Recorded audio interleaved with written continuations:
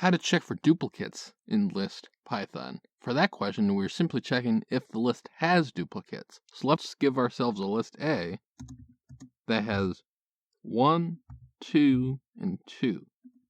To check if A has duplicates, we'll write if len of A greater than len of set of A, then print out that A contains duplicates.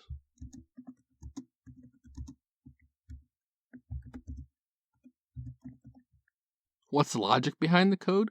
Sets do not contain any duplicates. If the length of the list is smaller after you convert it to a set, then there's duplicates in it. If we run this code, we see that A does have duplicates in it. This has been Jakubication. Like and subscribe to learn more.